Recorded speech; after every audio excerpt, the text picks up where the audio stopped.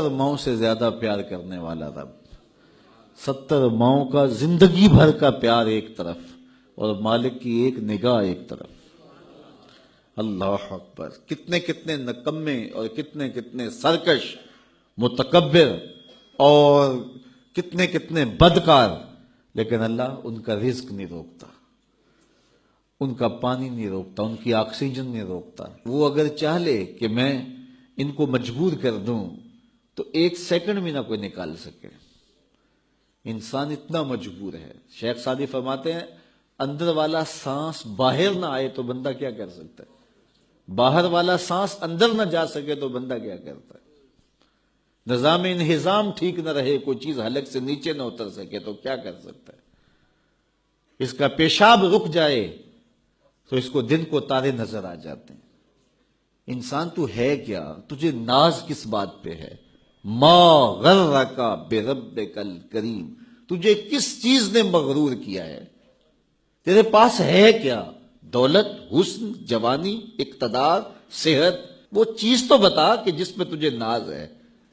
اس کی توفیق کے بغیر تو ایک قدم نہیں چل سکتا، تو سانس نہیں لے سکتا، تو پھر ناز کس بات پہ ہے؟ غرور کس بات پہ ہے؟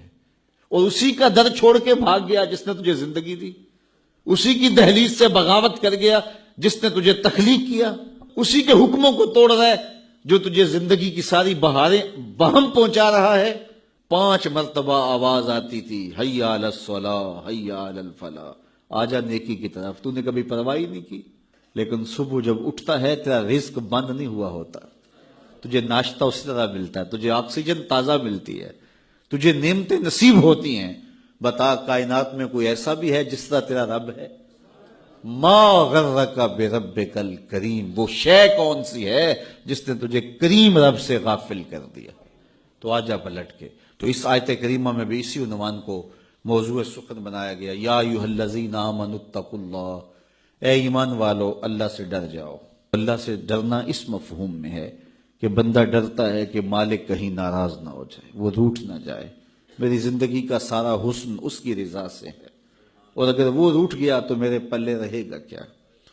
دیکھیے جب اللہ روٹھتا ہے، ناراض ہوتا ہے تو رزق بند نہیں کرتا، اللہ ناراض ہوتا ہے تو آکسیجن بند نہیں کرتا، سورج کو حکم نہیں ہوتا کہ فلاں میرا نافرمان ہے، تیری کرنیں اس کے آنگن میں نہیں جانی چاہیے، چاند کو منع نہیں کیا جاتا، فلاں کے آنگن میں چاندنی نہیں بکھیرنی، آکسیجن روک دی نہیں جاتی، کھانے روک نہیں دیے جاتے۔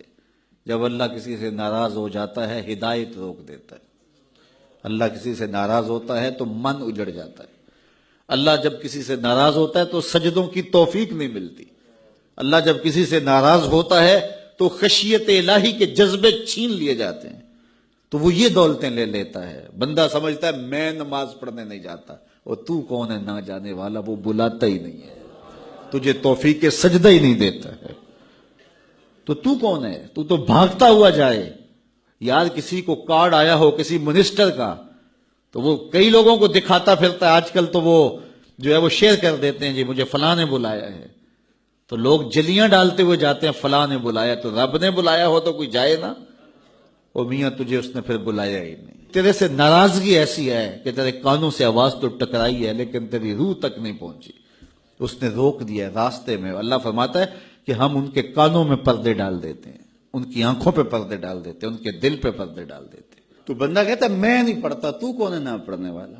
وہ تمہیں بلاتا نہیں، اس قابل نہیں سمجھا گیا، کیونکہ تو نے اس کے حکموں سے منہ موڑا، اس کی فرما برداری کو چھوڑا، تو پھر اس نے بھی تجھے راندہ درگاہ کر دیا، اور بھٹکتا پھر سویر سے لے کر شام تک کس کس کو سلوٹ کرتا ہے، لیکن تجھے توفیق نہیں ہوگی اس کی حضور سجدہ ریزی کی۔ اگر کوئی نماز نہیں پڑھتا، کوئی سجدہ ریزیاں نہیں کرتا، اللہ کے حضور جھکنے کی اگر کسی کو عادت تھی تو وہ مت سمجھے کہ میں نہیں کرتا۔ اللہ اکبر! اس سے چھین لی جاتی ہے توفیق، چھین لی جاتی ہے توفیق۔ تو اللہ سے توفیق مانگو کہ اللہ ہم سے کبھی بھی اپنی توفیق نہ چھینے، ہمیشہ ہماری پیشانیوں کو سجدے نصیب کرے۔ تو کہا اے ایمان والو اللہ سے ڈر جاؤ۔ اللہ اکبر! یعنی اس سے محبت کرتے ہو تو اس کی ناراضگی سے ڈر جاؤ، کہیں وہ روٹھ نہ جائے، وہ ناراض نہ ہو جائے۔ وَلْتَنْظُرْ نَفْسٌ مَا قَدَّمَتْ لِغَدٍ، ہر جان یہ دیکھے اس نے آنے والے کل کے لیے آگے کیا بھیجا ہے۔